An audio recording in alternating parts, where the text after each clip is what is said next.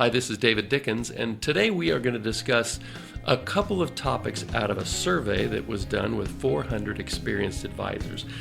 They were asked, what are your top client concerns? And so we've got 4 of them: outliving your assets, generating reliable income streams, future stock market crashes, and healthcare costs. My guess is that as you're listening to this podcast, 1, 2, maybe 3 of those are things that actually have crossed your mind, and maybe you might be given some thought. So hopefully something that Walter and I talk about today will be important to you. That's what we're planning on. So I'll go get Walter, and we'll give this a shot. It's another episode of Cover Your Assets KC. Walter Storholt back with you again alongside David Dickens, President, Wealth Advisor of Creative One Advisors Group, based in Overland Park, but serving the Kansas City area and beyond. You can find us online at coveryourassetskc.com. David, great episode today, as you teased a few moments ago, addressing those top client concerns. Before we dive deep into all of those issues, how's life treating you? Life's pretty good. We did have kind of one of those weird March snows last night. That's right. So I'm looking out the window, seeing a little white on the ground. And then I did check my weather app, and as chance would have it, it's going to be 70 degrees all next week. So a blizzard warning to 70s. That's spring for you, isn't it? It is. Boy, like a lot of places in the United States, we always say, if you don't like the weather in Kansas, just wait about an hour and it'll change. And yes, it will. Yeah, definitely true. That Midwest spring can bring those wild swings with it. So I kind of like that, like that's probably a little bit more fun to get like, okay, big snowstorm and back to kind of nice normal weather, and then maybe big snowstorm, back to normal weather. That's a little easier than when you kind of get like my parents in Maine. They're just locked in, gray and right. 30 and snow for 6 months. It's just different. Well, I'll assure you, the weather people on TV yesterday had a field day with this. And the blizzard warnings and blah, blah. I mean, looking out there now, I can see some bushes moving around a little bit, but so much for these 70-mile-an-hour straight winds that we were supposed to have today. Yeah, a little bit more reasonable storm, perhaps, so maybe a yes. blessing there. We'll take it. Than the craziness that would have been the case otherwise. We'll take it. Well, very good, and enjoy those 70s as they come around the corner. I expect hopefully your next recording session you'll get to do in shorts and a T-shirt, given that forecast.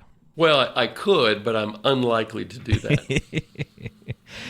He still dresses professionally, even for the audio podcast. Kind of like the pressed shirt and the sport coat. But yeah, everybody's different. That's right.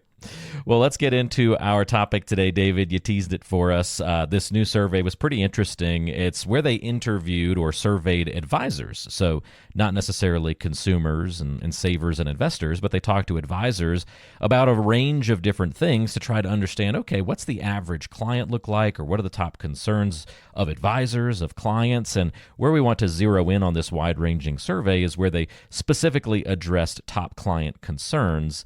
Now, again, these are from the perspective of the financial advisor and what they see as their clients' top concerns that they're bringing to the table. So let's see what resonates with folks on today's show, and if they share some of these top concerns, David.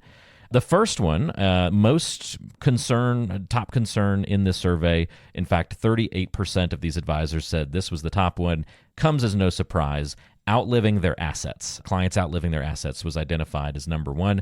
Got to think that resonates with you and your clients, right? Absolutely. That is a key concern of almost everybody that darkens my door. Mostly, they say, well, I just want to make sure I'm not ever a burden on my kids. Or if they don't have kids, they want to make sure that they don't end up someplace they don't want to be. So the fix that we always talk about in my office is that almost nobody comes in with an actual plan, an actual retirement plan. And so the fix is really just to have a real, written, thoughtful, somewhat detailed retirement plan. And what that means, if you listen to this podcast for very long, you know that I talk about this a lot because I think it's super important. You want a plan that you can look at and say, all right, with a high level of certainty, I'm going to have money when I'm 100 or when my younger spouse is 100. It's going to take into account inflation, and not just inflation broadly. The ones we do, we add additional inflation for prescriptions, for healthcare costs, for long-term care, things that have gone up faster than inflation. You want to make sure that you have achievable investment returns.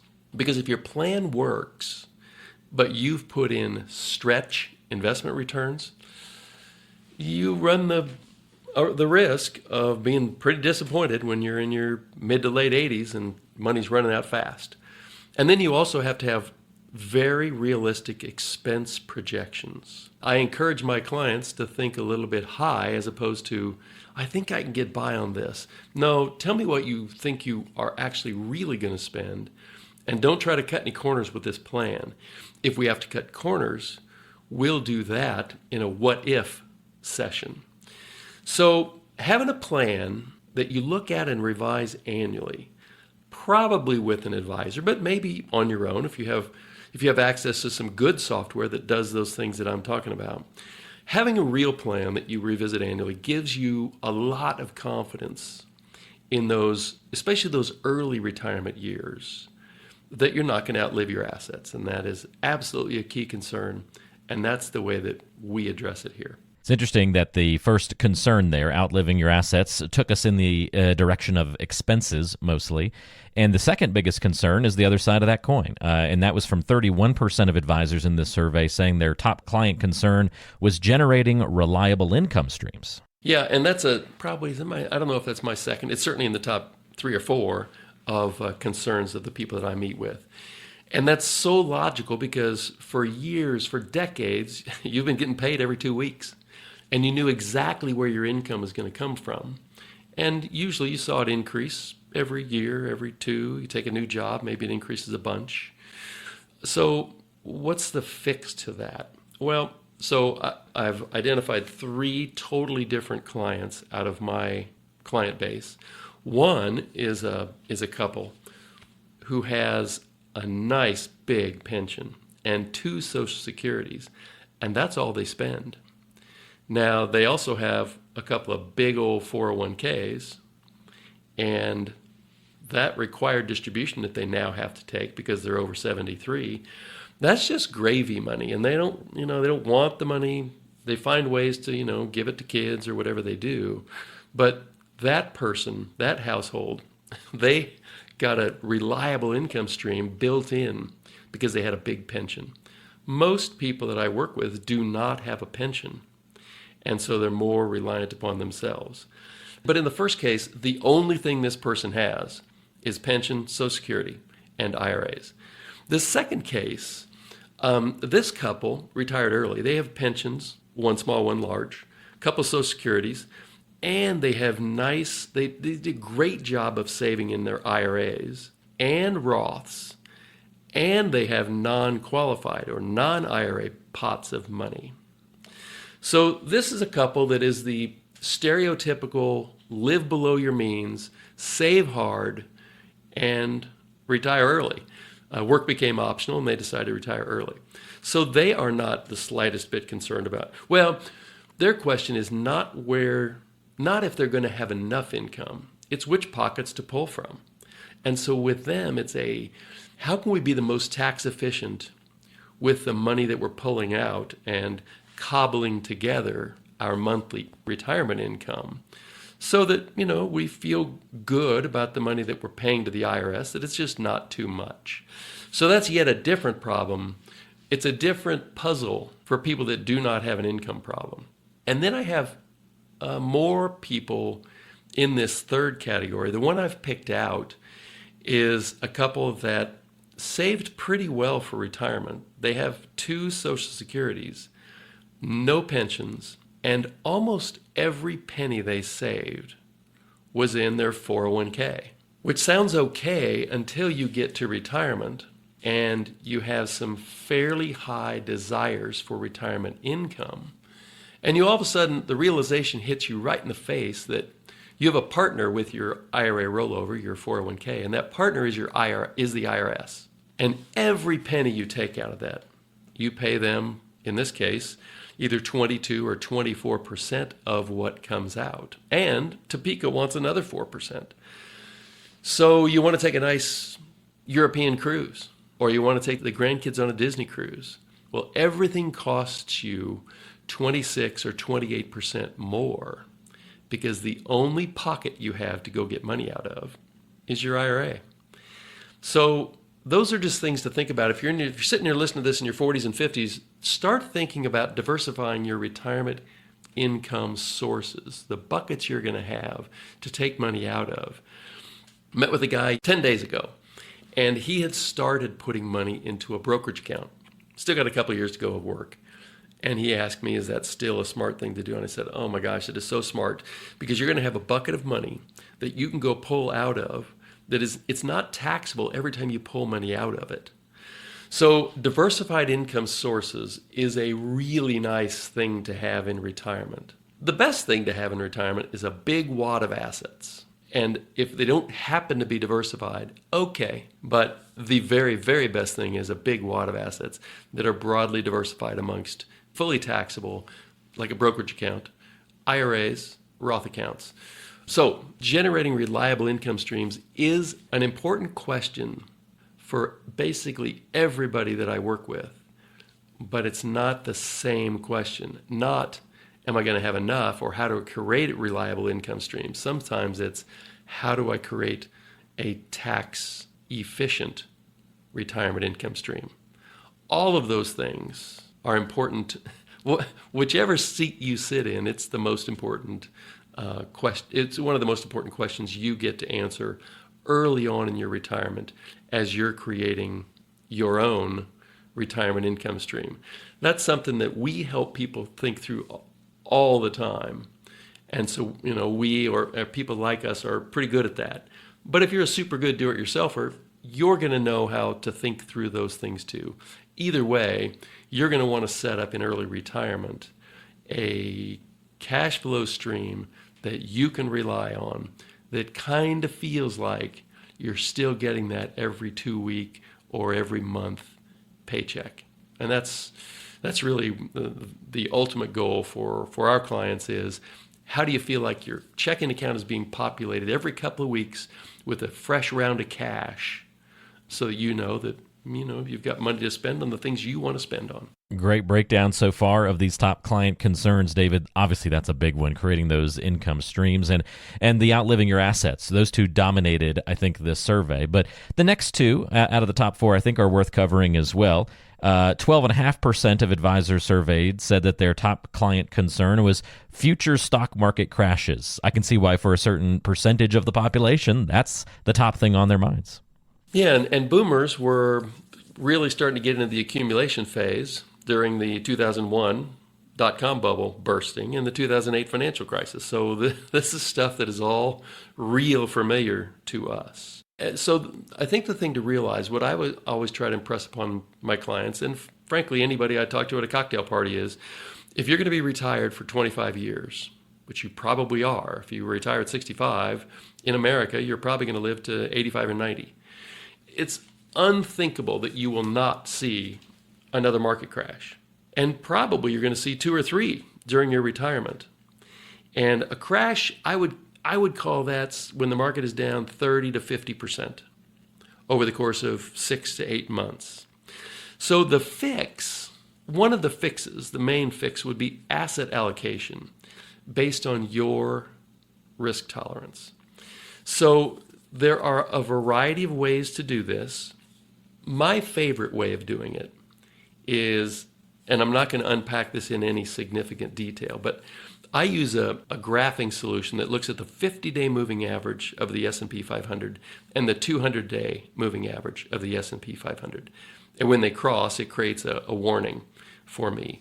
That warning was really good in 2001 and really good in 2008. And it throws off some false alarms of things that didn't need to be warned about. But when I look back into 1987 and Black Monday, when the market went down 22% in one day, can you imagine today the market going down 22% in one day? Well, yeah, that's what we had. I feel like panic starts sneaking in at 1% now. Oh, exactly. And this was a train wreck. And my warning signal that I put a lot of credence in wouldn't have helped us on that day, because it kind of sort of came out of nowhere.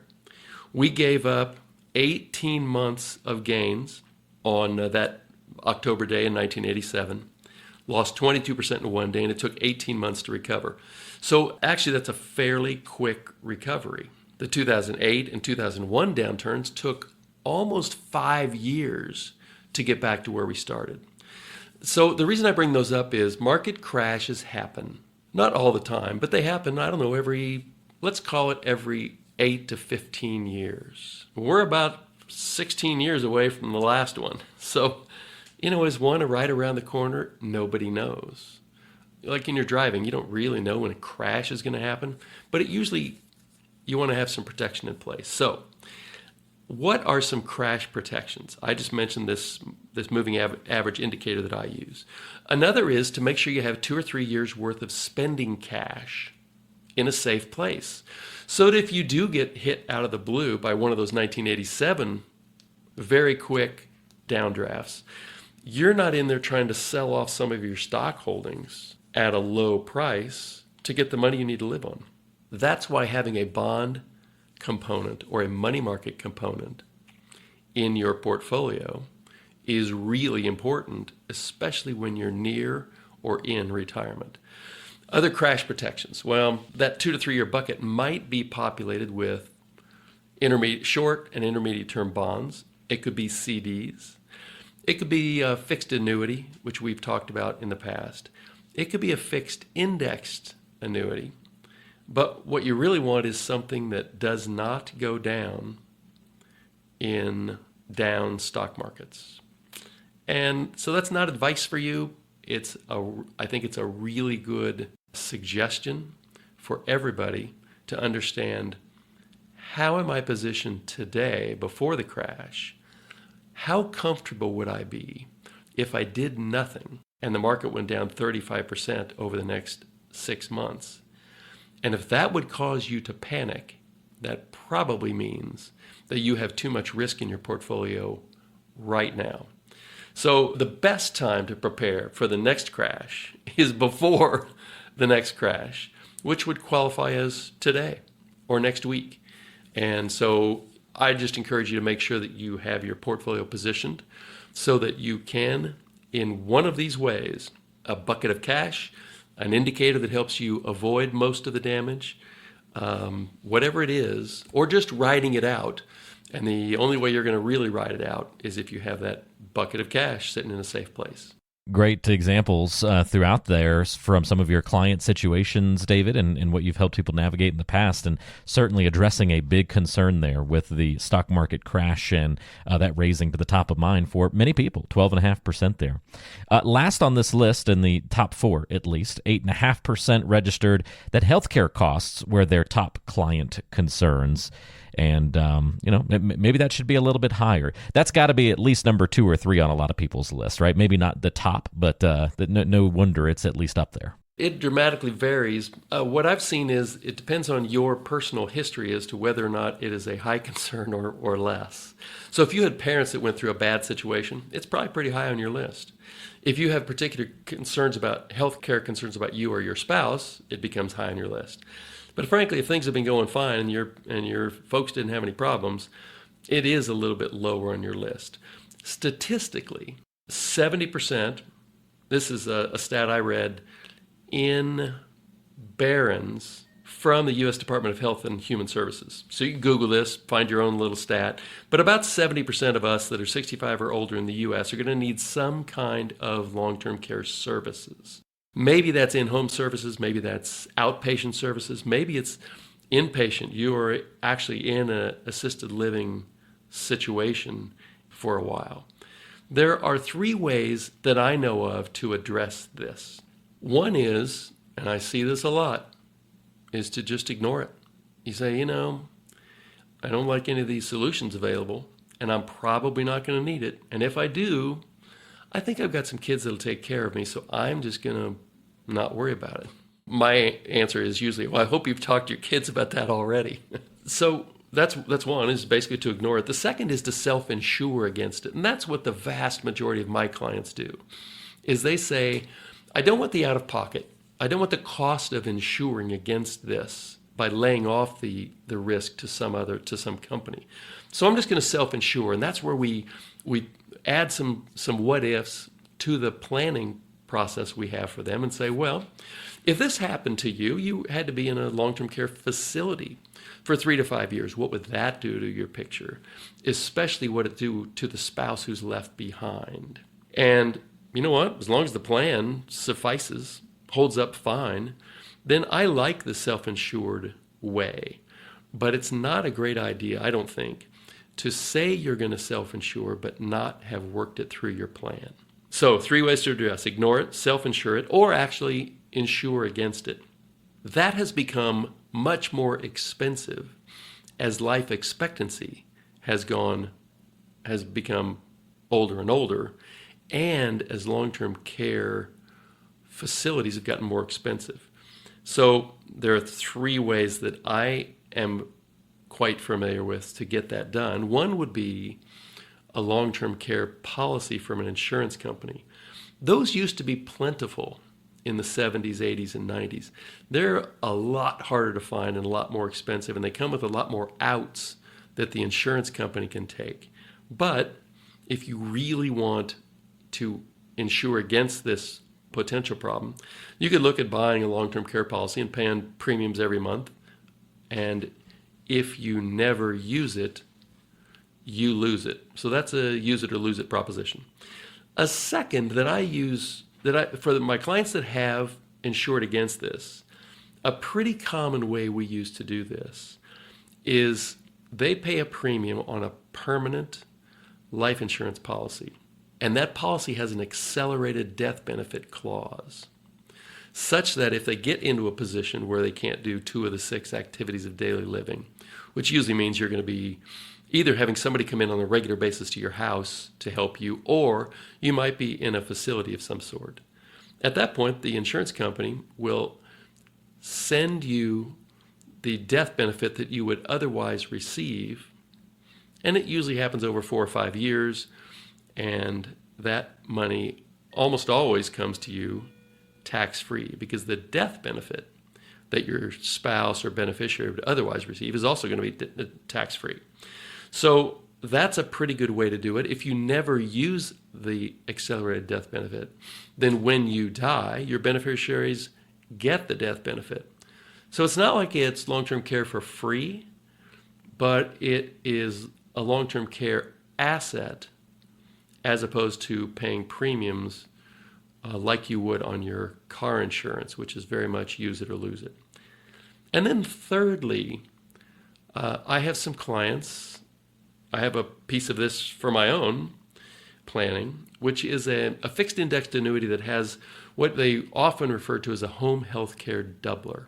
Those terms have changed a lot over the years.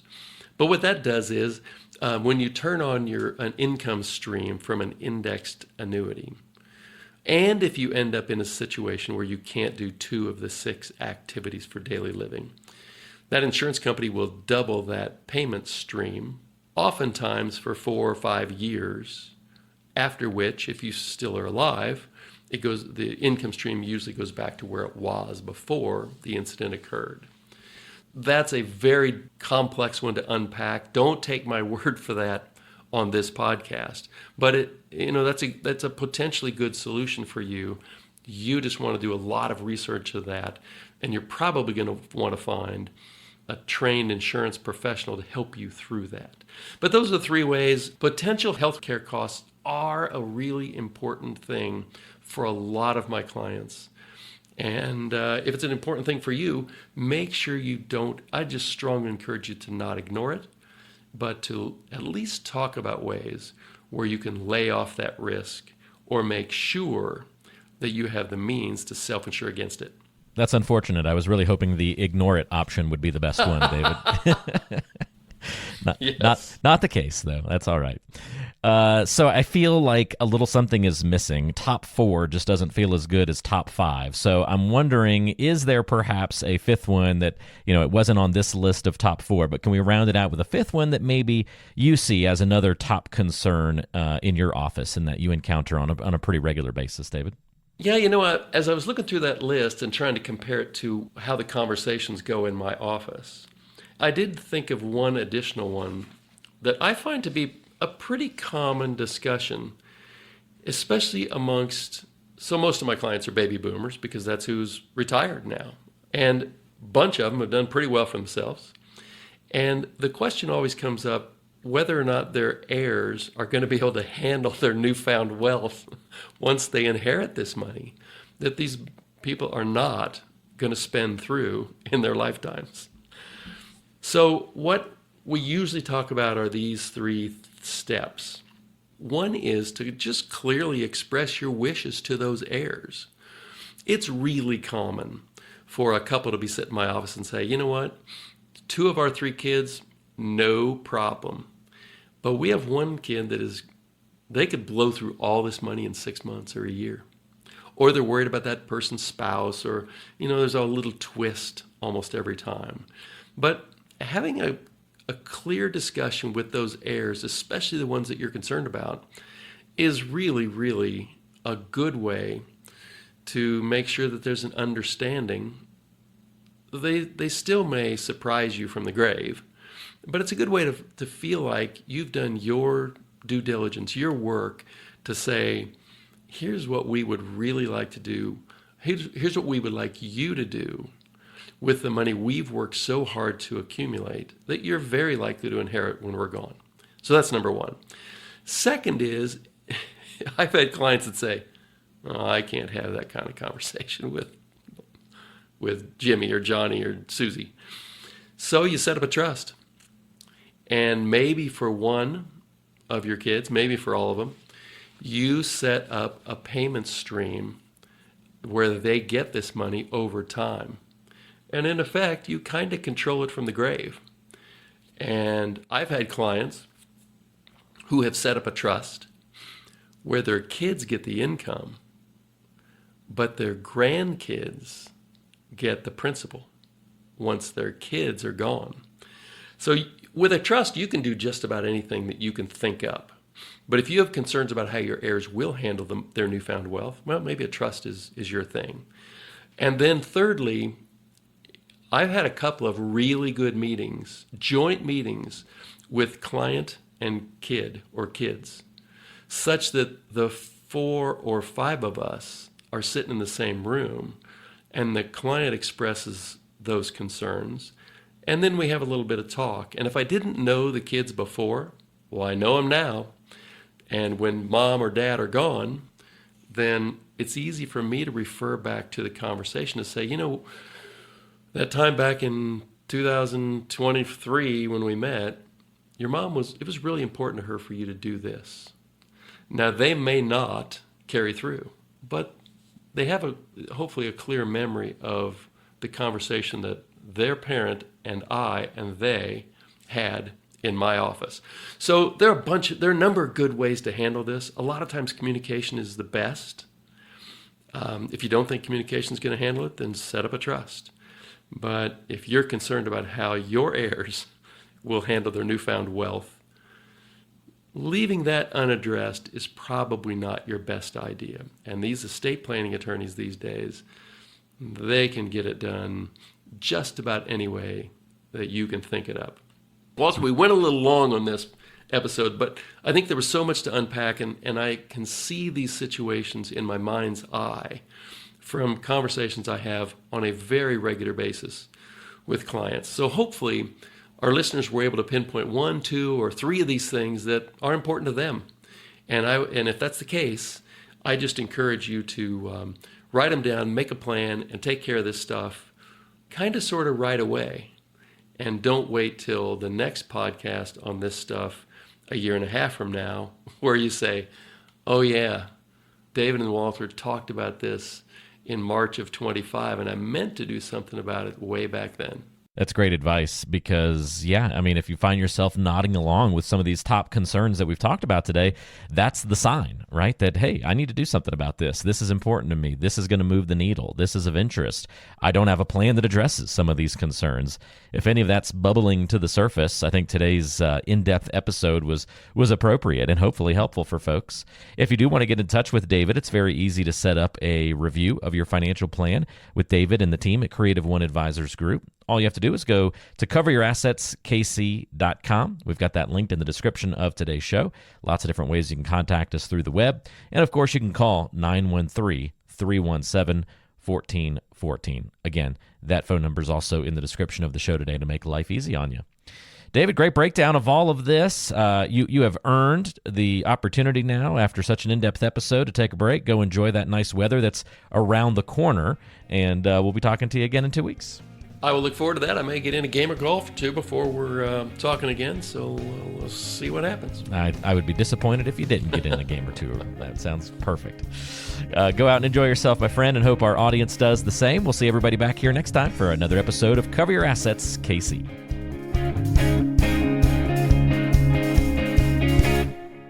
Creative One Advisors Group has been proudly serving families in the Kansas City metropolitan area since 2003. Over the years, we've evolved to help meet the needs of our clients, becoming KC Financial Advisors in 2010. In November 2021, our advisory business was acquired by Creative One Wealth, LLC, C1W, and in January 2025, we officially adopted the name Creative One Advisors Group. Previous episodes were recorded under the branding of KC Financial Advisors, which has since been rebranded as Creative One Advisors Group. Any references to KC Financial Advisors should now be understood as referring to Creative One Advisors Group. Investment advisory services are offered through Creative One Wealth, LLC, a registered investment advisor. Creative One Advisors Group is a DBA of Creative One Wealth. Insurance services are offered through licensed insurance professionals. Investment advisory services are provided in accordance with the fiduciary duty of care and loyalty that includes putting your interest first and disclosing conflicts. Insurance services have a best interest standard, which requires recommendations to be in your best interest. Creative One Wealth is not affiliated with or endorsed by any government agency and does not provide tax, legal, or estate planning advice or services. Investing involves risk, including the potential loss of principal. No investment strategy can guarantee a profit or protect against loss. Neither asset allocation nor diversification can ensure a profit or guarantee against losses. None of the information contained herein shall constitute an offer to sell or solicit any offer to buy a security or any insurance product. Insurance product guarantees are backed by the financial strength and claims paying ability of the issuing company. The Creative One family of companies includes Creative One Wealth, LLC, a registered investment advisor, Creative One Securities, LLC, member FINRA SIPC, and a registered investment advisor, and Creative One Marketing, LLC. These companies share common ownership. Additional details regarding advisory services are available in our firm's ADV Part 2A and Form CRS.